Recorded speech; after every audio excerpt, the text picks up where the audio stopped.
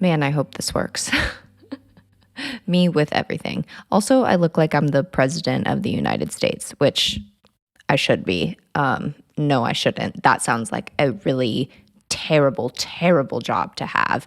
I was listening to the Daily Stoic podcast a couple of days ago, and the conversation went that actually the more money that you have, the less happy that you are. So there's actually like a threshold of however many $1 million, don't cite me on that whenever you surpass it, your money actually just causes more problems. So like Mark Zuckerberg has way more problems as like a public figure with a lot of responsibility on his shoulders. Like he's in front of Congress and like passing bills and things. And then there's Tom from MySpace. Does anybody remember Tom? The little profile picture that everyone had him as a friend. I want to be Tom. I want to be everyone's friend. Just like automatically, we're friends. Done. No questions asked. But he sold MySpace and now he's like living his best life, like traveling around the world with his girlfriend because like his amount of money has capped and it stopped. And now he's just living his life and he doesn't have to be hated by the world at large or have a lot of responsibility. So all of that being said, more money, more problems. I don't really know where I was going. Oh, I was saying that because there's an American flag behind me, it looks like I'm the president. If you happen to be watching this on YouTube, which you should, because YouTube is great, and I'm just a visual learner, and I like to watch podcast videos on YouTube. So I digress. It's also really ironic that there's an American flag behind me because this is my first American podcast since being back in the States. So that's really exciting. I got back a couple of weeks ago. I'd been in France, which was kind of my like last stint of my European escapade, and it was a freaking blast. I would be lying if I said that I was like, I have to come back to America and come back to my life.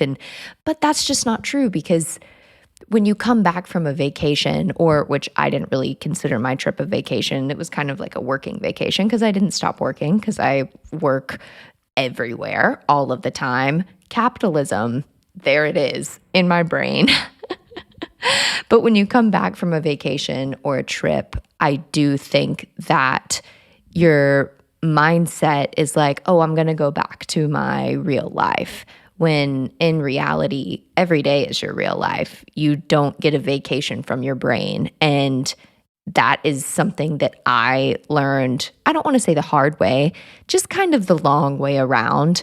A lot of the time that I spent in Europe was me trying to unlearn things that I didn't like, that I had already been taught up to these like 26 years in my life. And so I think America had taught me a lot of things. And I don't want to just say America. I want to say Southern America.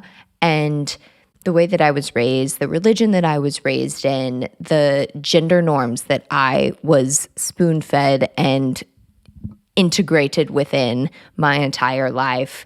I worked really, really hard, or my brain worked really, really hard. And I just had to be like down to do it. That, you know, there's a lot of things that I just didn't like, and I had to try really, really hard to counteract. So, for example, I saw a lot of really beautiful places, and I ate a lot of really beautiful, intricate, interesting food. And as someone who's recovering from anorexia, it was a really difficult mind battle every single day. So if you know anything about eating disorders or mental illness at all, your brain has literally a mind of its own. It really festers and thrives off of routine. And I don't want to say that that's just mental illness or that's just anorexia, having an eating disorder. That's kind of like being stuck in a routine. That is kind of being a person that isn't flexible. And I didn't realize how not limber, isn't that the right way to put it? I am not limber. I had not been limber. I had not been flexible or willing to change at all. And that's like my ego talking, because I thought that I was. I thought that I was this like very progressive, easy, flexible person when it comes to change. But I really, really wasn't. And so coming back, it's been really beautiful to see myself and really champion myself and actually say and be able to look in the mirror and say like, oh my gosh, Jenny, you've changed for the better. And it's not like, oh, you came back to your real life. Every day is your real life. And whatever you decide to do to better yourself, that is good. And that is who you are. You don't have to go on, a lot of people call it like an eat, pray, love trip, which if any one of you know Elizabeth Gilbert, I don't know how many minutes in I am, and I've already mentioned Elizabeth Gilbert. Obviously, she was an inspiration for this trip, but also it's not, I didn't go on this trip to find myself. I went on this trip to lose myself. And I can sit down now and kind of look around and be like, oh, I'm not complete, and I'm not this like Jenny 2.0. I'm just who I am today, and that's enough. That's the entire point. So all of this being said, coming back to America, I have learned a lot of different things. And I think that it is the quote that it is more important to know what you don't want than it is to know what you do want. And I have had a really, really difficult time. I used to be this like checklist girl, and I made so many pros and cons lists. If you're a friend of mine, my best friend and I joke all of the time about how, have you made a pros and cons list? Like, what's on the list? But you cannot reserve people, places, things, situations into list. You can't make everything checkpoints, because how something looks on paper isn't actually how something is in reality a lot of the time. I'm really lucky that I have had a lot of opportunities out of privilege and education given to me or presented to me. And that's another completely different topic of like, what is privilege and how do you take advantage and like seize opportunity? But I also think that there is something to say for being willing to throw away a checklist, throw away all, this is so hard to say because I'm like, the old me is like creeping back. You don't have to have a certain solid plan all of the time. You don't have to have a certain solid plan all of the time. And we live in a culture here in the West that really shames you if you don't. And I don't want to be a part of that anymore. I realized even the second that I got back, I wrote a poem on my phone on the plane. Yeah, I'm that girl that I like am sitting on a plane and like listening to people and watching people and writing poems. Yeah, that's me. And I'm not going to shame myself for it because it's who I am. I'm a writer, and that's okay. And whatever you are, that's also okay. Anyway, the poem that I wrote, I was really just talking about like all of these big bright lights, and something that a lot of like European people that I've spoken with have made comments about is like how big everything in America is. Everything is big. All of our drinks in particular are really big. And I just thought about that of like, why is everything so ambitious here? Why do I have to be ambitious all of the time? Why do I have to be the biggest and the best and the brightest when I really just want to be? I just want to exist. There is so much literature and science around the art of resting and the art of not doing. And there's also a lot of literature and science about how to be the highest achieving, how to attain your goals, how to become the biggest and best. And this is how you do it, a 10-step list. But I don't want to live off of list anymore. I want so badly to implement more patience in my life and implement all of the things that other people can teach you outside of your own culture. And I literally sound like the most like girl who just like studied abroad. Like, I learned all of these things, but screw that. If it's a stereotype and you identify with it, there's nothing wrong with a list or identifying with something that you like if it's not harming anyone else. I am so tired of being shamed for the things that I am. And they aren't necessarily good or bad things. They're just things that are different from someone else. Like, growing up, I wasn't this like cheerleader, perfect body, perfect face, perfect friends, perfect grades, perfect family, perfect all of these things. And it was deemed as abnormal or wrong or faulty or bad. And you cannot live your life inside of a list. You can't, because people aren't lists. They aren't things that you can check off and saying like, oh, well, if you have this and this and this and this, if you have the bank account statement that reads exactly what you want it to read, check. You have the picket fence, husband, kids, job, body, whatever. The only check that I want on a list is peace. It's all that I want. And when you find peace within yourself, you start to find peace within other people too. Or it becomes really, really evident that the people that you have been surrounded with aren't aligned with you. And so I think that there's a lot to say for learning where you belong, and maybe learning that where you actually belong is just within yourself. I don't know.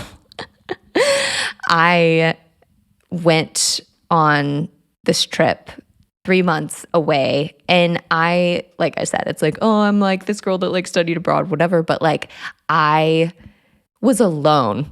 Okay. It wasn't this like, I have classmates or a teacher or what, like the universe was my teacher. Like, God taught me a lot of lessons, and I freaking made F minuses on a lot of them. And I realized this the other day, that I came back and I had like a glass of wine and like lunch with a friend, which also is a very countercultural thing in America. You don't usually drink wine at lunch, but that's something that I've started implementing because I take my life way too seriously. And it's okay to have a glass of wine at lunch with your friend. If you needed to hear that, there's your permission slip. But I realized that I had not sat down with someone that I knew, and that person knew me, and I felt known and seen and heard for years before. I hadn't sat down with a friend, by definition friend, not like a new person that I randomly met or made friends with really recently. I hadn't sat down with a friend in 3 months. I had not shared a space with someone who knew me before and now in so long. And I do think that the power of the iPhone is amazing. And I do think that being able to communicate with your friends and family from around the world is miraculous. We have these like little windows in our hands. It's just in computers, and it's amazing. But there's really nothing like being able to sit and share space with someone that you love and someone that loves you back. I don't have all of the answers. I don't think anyone does. But I do think that freedom can exist in whatever form you decide that it exists in. You're allowed to love who you love. And if that person is yourself, the world is going to fight against that and make you want to find love out of something else, find love out of a different person, find love out of your job, find love out of your bank account statement. And you have to fight that. I'm telling you, you have to fight it. You have to choose you. You have to choose your values and kind of figure out what those values are. And they're allowed to shift and change, but maybe like just identify a couple of things that you value as a person up to this point in your life. And you have the freedom to change those things by tomorrow. All of this being said, I am really excited. I'm like, I don't know, 15 minutes in. I'm really excited about this second season of Cageless. We are with the Bleav team. I love you guys. This podcast network has been such a dream and so much fun to work with. They believe, ironically enough, they believe the same things that we do, and they want to implement hope and knowledge into the world. And I hope that this podcast in particular is just a really fun update and a couple of things that I've learned along the way in the past couple of months. So if you do have any questions, something that season 2 will be implementing is please send me your questions. I have a call line and I am going to link it below, and it's also going to be later on in this episode. Please call me or text me and ask me all of your questions, mostly because, like I said, I'm alone all of the time. No, I'm just kidding. I do have friends. I have friends and family, but I do love talking to you guys. You guys are my family. You are my friends. And I want to know what you're thinking, questions that you have, guests that you would love to be on. I'm so excited about the guests that are going to be on this season. I wish that I could implement enough. I keep looking down at the screen and I see the little corner of this American flag, and there's actually a Texan flag beside it too, because yeehaw, howdy, I am a Southern girl, and I'm never not going to be a Southern girl. I feel like this episode is so chaotic. I love where I'm from, and I hope that even though I've been rambling and mulling and dissecting for the past 18 minutes, you can recognize that there is good in everything. I had a conversation with my parents that was really hard the other day about learning to accept and reject. And there is good and bad in almost everything, unless you are Hitler. That always seems to be my example. There's good and bad in everything unless you're Hitler. The extremist example. But Jesus died for Hitler too. I might get canceled for that. Whatever that thing I just said. Yeah. You can decide what you want to identify with, but you can't change where you came from. That's an impossible thing. So you might as well make peace with it. Because it's who you are, and there's nothing better to make peace with other than you. So please call me, text me, send me a voicemail, or message me on Instagram. I want to know your questions, guests you want to have, and really excited to dig a little bit deeper into conversations I want to have this season.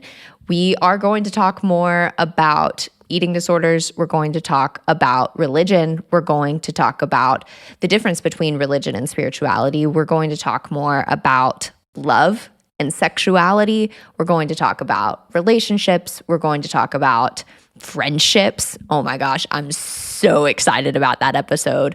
Friendships are the most interesting conglomerate. Say that 10 times fast. Interesting conglomerate of a concept to me, especially in 2022, because friendships have just changed so much, especially for millennials. I think the older I'm getting, the more that I am recognizing how hard it is to water friendships. And what do friendships look like in romantic relationships? Can you be best friends with your partner? Can you be best friends with your partner? I am not real sure about that. I have a lot of thoughts about that. Can you be best friends with your mom? Can you be friends with your family members? Where's the boundaries? Where are the lines? Where can you find stillness and intimacy within your friendships? So really excited about that episode. And yeah, I'm excited about a lot of things. Life is happy, free, confused, and lonely at the same time. Taylor Allison Swift. And also, the goal isn't to feel happy all of the time. The goal is to feel free, to me. And sometimes freedom comes at the end of a storm. And sometimes it comes in the middle of it. So I love you guys. I am so excited to be talking to you consistently again. And yeah, TTYL. I'm learning French, and I wish that I could think, au revoir, ta-ta, très chic. I hate this is awful. I swear. These cliches are going to keep coming for a while. So, love you guys. I just did a peace sign because we were talking about MySpace. Anyway, all right. Okay, bye.